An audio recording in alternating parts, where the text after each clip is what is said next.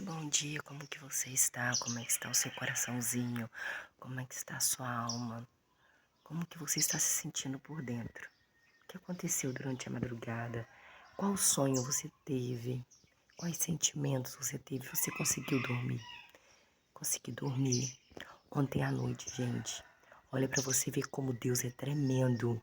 Esse Deus maravilhoso que fez esse céu lindo, que faz esse céu, faz os passarinhos. Olha que Deus maravilhoso. Eu fui convidada para um aniversário. Tem muito tempo, não sei quanto tempo que eu não vou no aniversário assim, que tem bolo, docinho. Não sei, gente, tem mais de anos, eu acho. E aí, eu falei assim, sabe que você tá assim, deprimida, sem vontade de ir? Eu fiquei o dia todo ontem, no sábado, dentro do, assim, depois que eu saí do brechó, né? Eu fiquei lá dentro. A única coisa é que eu saí dentro do quarto, escuro, vendo uma novela na Globoplay. Eu saía só para dar alguma coisa para a mãe comer. A mãe até perguntou se eu estava passando mal. Eu falei, não, mãe, não estou passando mal, não. Porque a mãe, mesmo com Alzheimer, ela se preocupa comigo, porque o nível do Alzheimer dela é o nível 1. Aí, eu tinha sido chamada para ir no aniversário da minha mãe biológica, porque eu sou filha adotiva da mãe que eu cuido dela, que tá com Alzheimer. Ela me pegou no hospital para adotar. Eu tenho 47 anos. Então são 47 anos que a minha mãe, que me adotou, me pegou. De família simples, de família humilde, de lavadeira. Meu pai era sapateiro. E aí a minha mãe biológica, que mora no mesmo bairro que o meu, olha como Deus é.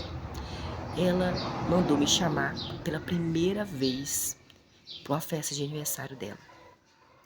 Aí eu falei assim com meu sobrinho, que é pequenininho, a tia vai. Porque eu pensei assim, gente, eu já dei o perdão para ela há muito tempo. Ontem eu falei com ela novamente.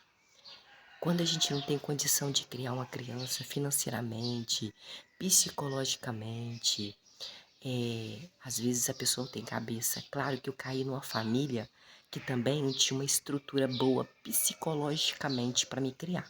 Eu sofri muito. Eu fui estrupada quando, dos 6 aos 14 anos, por um tio emprestado. Eu era toda hostilizada.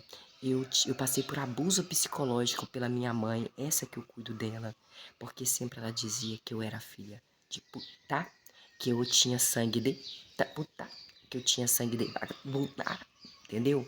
Que eu tinha todos os sangues ruins de pessoas. Só que eu não deixei isso me levar, não.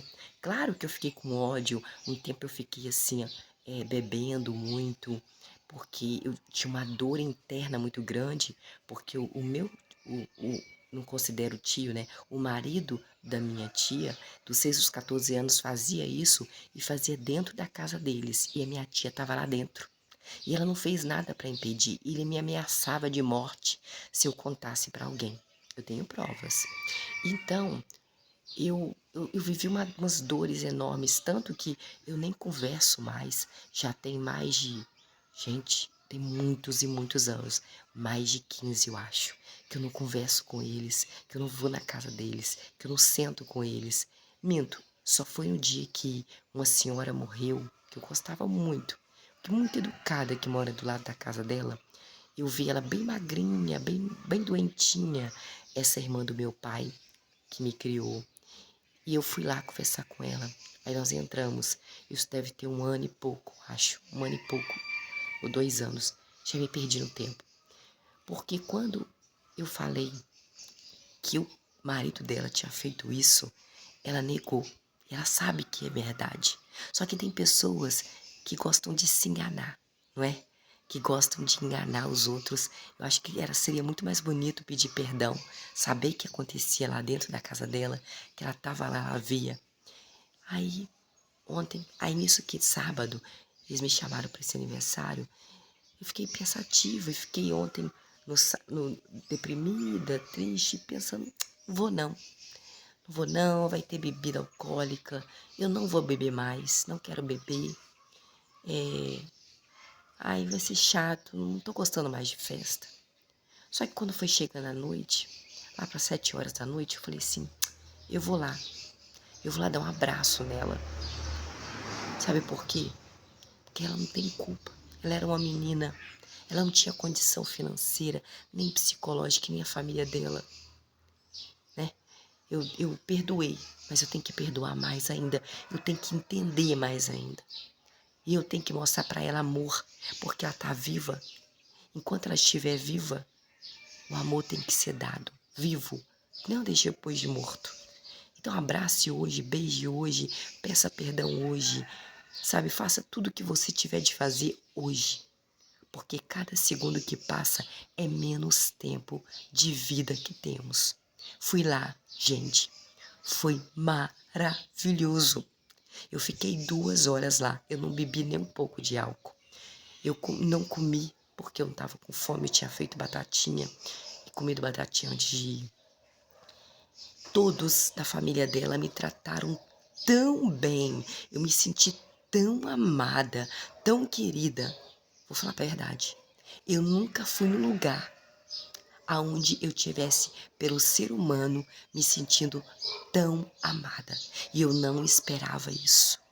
Eles partiram o bolo, partiram a torta, porque eu tinha que vir embora para cuidar da minha mãe que me criou. Porque ela fica me procurando, quando eu saio de casa ela fica me procurando, ela fica chateada. Então assim, eu me senti amada, eu me senti querida, eu bati papo com eles, são gente humildes financeiramente, são gente humildes, gente, me fizeram me sentir amada, mais feliz. Então Deus, Ele provê coisas. Pai de Jesus, Deus, Pai de Jesus, o dono do céu, das estrelas, da lua, coisas inacreditáveis. Coisas que você não, que agora você está sofrendo, agora você está triste, agora você talvez esteja chorando, agora você esteja dizendo, ninguém me ama, ninguém gosta de mim. Ele vai lá e coloca um ser humano, coloca uma flor, coloca algo na sua frente para dizer, ama-se, porque eu te amo. Você é especial para mim. E foi muito bom, porque eu vi que Deus estava me mostrando, enquanto eu fiquei de meio-dia, eu acho, meio-dia, até as 7 horas da noite no quarto, só saindo para dar comida para a mãe, eu vi o amor de Deus lá dentro. Eu falei, gente, eu não esperava que ia ser tão bom, que eu ia sentir amor, que eu ia sentir respeito aqui nesse lugar. Eu achava que ia chegar lá, tava todo mundo bêbado, ninguém ia olhar pra mim, que ia ser, sabe, nada disso. Foi tão diferente. Então, às vezes, você tá sofrendo aí, você está triste, você tá amargurado, você tá falando, poxa, ninguém me ama, ninguém gosta de mim, ninguém me quer. Mas Deus, Ele vai lá, Ele muda a sua história. Daqui a um segundo, daqui a uma hora, daqui a um dia, Ele faz tudo diferente. E é por isso que nós temos que aprender mais de Deus. E o perdão, e o amor, e o dizer te amo, dizer eu tô com saudade de você, é agora. Se você sente, fala agora. Deixa o orgulho de lado. Nós não vamos levar. Ontem nós falamos de Deus, nós falamos de dinheiro. Numa festa de forró com som alto, nós não vamos levar nada no caixão. Nós não vamos levar esse carro que você se exibe, nem essa roupa, nem essa casa, nada disso vai ser levado. Então preste atenção. Da morte, nós não voltamos mais para a vida. Bens materiais, nós não levamos e nem buscamos e nem ficamos com ele. Então, para que ficar esnobando as pessoas, sendo que você não vai levar nada? Nós não sabemos quando a morte vai vir nos pegar. Ela pode vir a qualquer segundo, a qualquer momento.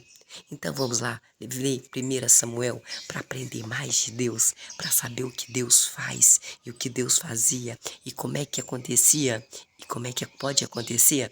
Nós estamos em 1 Samuel, é no Antigo Testamento, gente. Comece a ler o livro do começo, não para não, não fica pegando folhinha picadinha daqui, folhinha picadinha dali, e você não vai aprender. Eu não aprendo. Ninguém começa a ler uma novela do meio do final. Começa do começo para aprender, para saber o que está acontecendo, e nem um filme.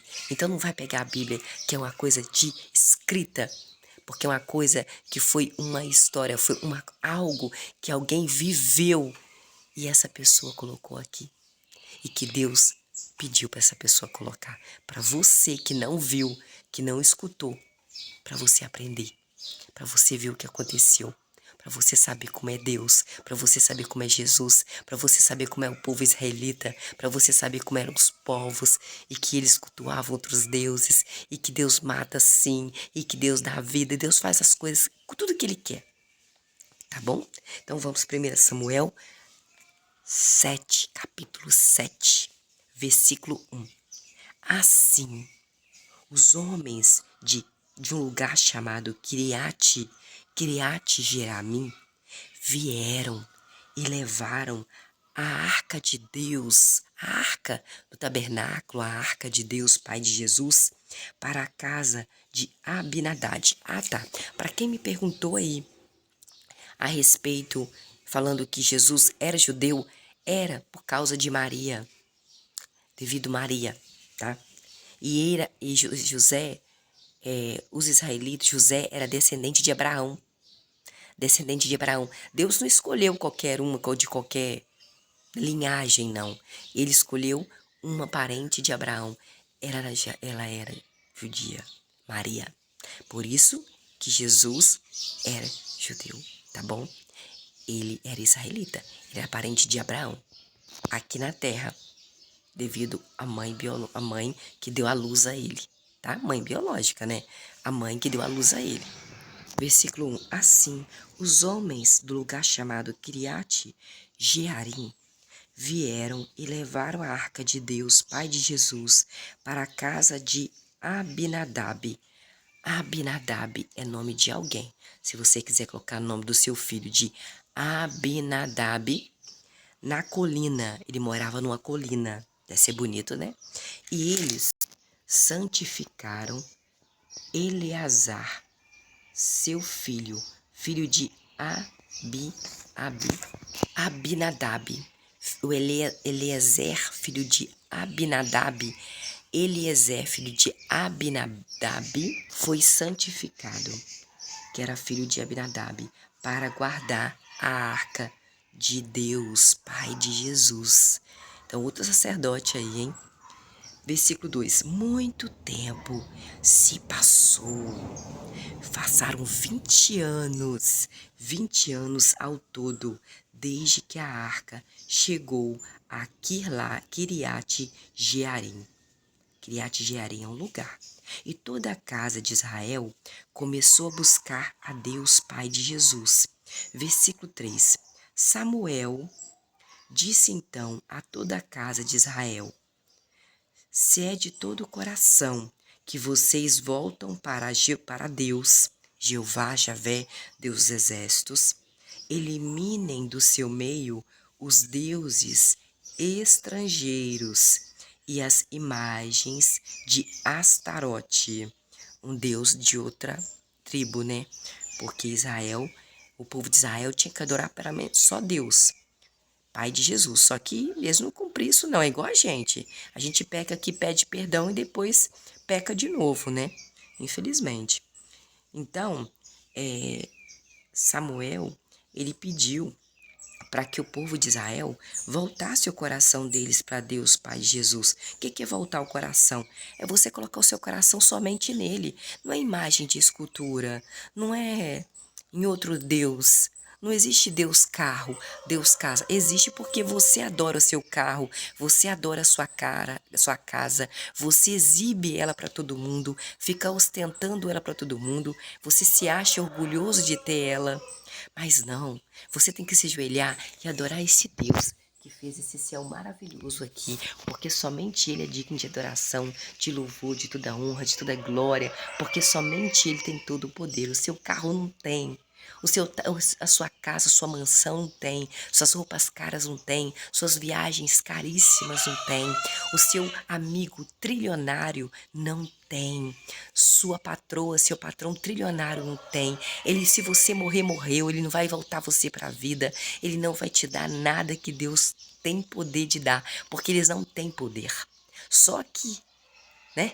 E ainda assim, Existem pessoas que têm muito dinheiro e são deprimidas, tristes, amarguradas, não são felizes e continuam até num casamento falido, num casamento onde o marido traiu demais, aonde o marido teve até filho com outras mulheres, ou até num relacionamento de namoro por causa do dinheiro, por causa da ostentação, né? Da mentira de viver uma vida tão ruim, né? Por que que não separa e vai viver para Deus? Vai glorificar a Deus, fazer algo para Deus, que é melhor, não é verdade? Versículo 2. Muito tempo se passou, passaram 20 anos ao todo, desde que a arca de Deus chegou ao lugar chamado Criate Jearim, e toda a casa de Israel começou a buscar a Deus, Pai de Jesus, buscar a Deus, orar, clamar.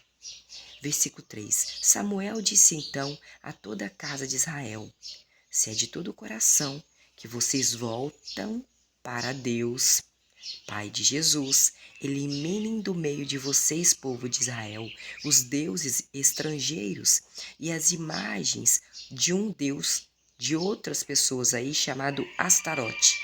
Voltem firme e forte, seu coração para Deus Pai de Jesus, servindo apenas a Deus Pai de Jesus. E o Deus Pai de Jesus os livrará das mãos da tribo dos filisteus, que não era israelita. Versículo 4. Assim, os israelitas se livraram das imagens de Baal e de Astarote. Está no versículo 4, tá, amiga? Você que perguntou, amigo aí. 4. Assim, os israelitas se livraram das imagens de Baal e de Astarote e serviram somente a Deus, Pai de Jesus. No versículo 4 do capítulo 7 de 1 Samuel. Versículo 5. Então Samuel disse: reúnam todo o povo de Israel em um lugar chamado Mispa. Mispa. E eu, Samuel, vou orar a Deus, Pai de Jesus, por vocês. No versículo 5, Samuel falou que ele ia orar num lugar chamado Mispa, para o povo de Israel se reunir em Mispa, que ele ia orar para Deus, Pai de Jesus, pelo povo de Israel. Samuel orava pelo povo de Israel. Então, aquela coisa de orar só você, Samuel orou pelo povo de Israel. Conversar com Deus, né? Sobre o povo de Israel. Versículo 5, tá no versículo 5. Então Samuel disse: reúnam todo Israel no lugar chamado Mispa, e eu, Samuel, irei orar a Deus Pai de Jesus por vocês. Versículo 6. Assim, o povo de Israel se reuniram em um lugar chamado Mispa, assim como Samuel pediu. Tiraram água e a derramaram perante Deus. Também jejuaram naquele dia, não comeram nada e derramaram água para Deus. Ali eles disseram: pecamos contra Deus, Pai de Jesus. E Samuel começou a servir como juiz para os israelitas em Mispa, que é um lugar. Versículo 7. Quando os filisteus ficaram sabendo que os israelitas tinham se reunido no lugar chamado Mispa, os governantes dos filisteus subiram contra o povo de Israel para guerrear de novo. Ai, gente, ao saberem disso, os israelitas ficaram com medo dos filisteus. E olha que porque Deus estava junto com eles, mas Deus se afastava deles quando eles se afastavam de Deus. E eles ficaram com medo dos filisteus, os israelitas. Versículo 8. De modo que os israelitas disseram a Samuel, o sacerdote: não pare de clamar a Deus, Samuel. Não pare de clamar a Deus, Pai de Jesus, que é Jeová, Javé, Deus dos exércitos, por nós, que é o nosso Deus. Quantas vezes, só nos momentos difíceis, nós clamamos a Deus por nós ou pela nossa família, não é verdade? Não porque todos os dias, não porque todos os dias agradecer pelo passarinho, pelo céu, pelas nuvens, pelas estrelas, pela lua.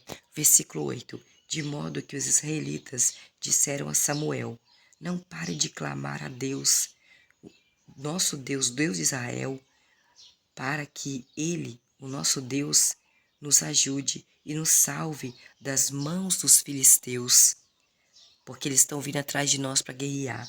Versículo 9. Então Samuel pegou um cordeiro que ainda mamava e ofereceu o cordeiro a Deus como oferta queimada inteira. E Samuel clamou, clamou. Você pode clamar a Deus, que Ele está te escutando. No versículo 9, Samuel clamou a Deus, Pai de Jesus, por ajuda a favor do povo de Israel. E Jeová lhe respondeu. Alguém com muita fé, com muita esperança, com muita fé em Deus, que acredita somente em Deus, que cultua somente Deus. É pecador, mas cultua a Deus, pede perdão, se arrepende. Essa pessoa pode clamar a Deus por você, pela sua vida, e você pode clamar a Deus pela vida dessa pessoa de longe, de onde você estiver. Versículo 10. Enquanto Samuel fazia a oferta queimada, os filisteus avançaram para lutar contra Israel, o povo de Israel. Enquanto Samuel estava orando, clamando a Deus, Pai de Jesus, pelo povo de Israel, que os filisteus queriam matar, Samuel estava clamando, o filisteu estava chegando. Enquanto ele fazia aquela oferta para Deus, aquela oferta queimada, de pegar, o animal e colocar fogo nela, e aquela fumaça subir até Deus, e eles pedir a Deus, clamando para que ajude o povo de Israel, porque os filisteus estavam querendo guerrear contra eles.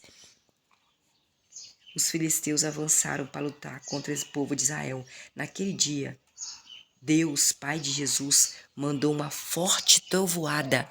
Versículo 10 do capítulo 7 de 1 Samuel. Olha o que Deus mandou quando Samuel clamava e fazia uma oferta queimada para Deus, para ajudar o povo de Israel, que fazia até coisas que Deus não se agradava de, ficava triste com eles e se afastava deles, deixava eles sofrerem, até matava eles.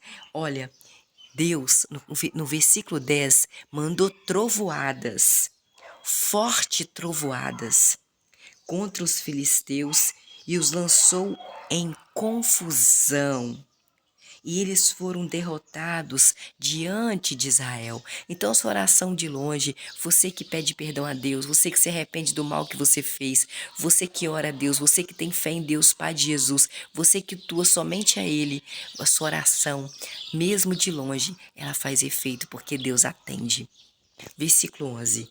Em vista disso, os homens de Israel saíram de lugar chamado Mispa e perseguiram os filisteus até a região sul de Betcar. Betcar é um lugar, matando os filisteus pelo caminho. Versículo 12. Samuel pegou então uma pedra e pôs a pedra entre Mispa e Gessana e chamou de Ebenezer, dizendo: até agora Deus, Pai de Jesus, nos ajudou. Versículo 13. Assim, os filisteus foram eliminados e não invadiram mais o território do povo de Israel. E a mão de Deus, Pai de Jesus, continuou contra os filisteus todos os dias de Samuel, enquanto Samuel estava vivo. Versículo 14. Além disso, as cidades que os filisteus haviam tomado do povo de Israel foram devolvidas ao povo de Israel por Deus, Pai de Jesus, desde Ecrom até Gade. Israel recuperou o território delas das mãos dos filisteus. E também houve paz entre Israel e os amorreus. Versículo 15. Samuel continuou a julgar o povo de Israel por toda a vida dele. Versículo 16. Todo ano, Samuel, percorria o circuito de Betel, Gilgal e Mispa, julgando Israel em todos esses lugares. O que é julgar? É ele tá com problema? Ou ele orar a Deus, tipo um juiz mesmo, que um juiz faz hoje em dia. E também houve paz entre Israel e os amorreus. Versículo 15. Samuel continuou a julgar Israel por toda a vida dele. Versículo 16. Todo ano, Samuel percorria a circuito de Betel, Gilgal e Mispa, julgando o povo de Israel em todos esses lugares. Versículo 17. Mas Samuel voltava a um lugar chamado Ramá, porque era ali em Ramá que ficava a casa de Samuel. E ali Samuel também julgava o povo de Israel. E em Ramá, Samuel construiu um altar a Deus, Pai de Jesus.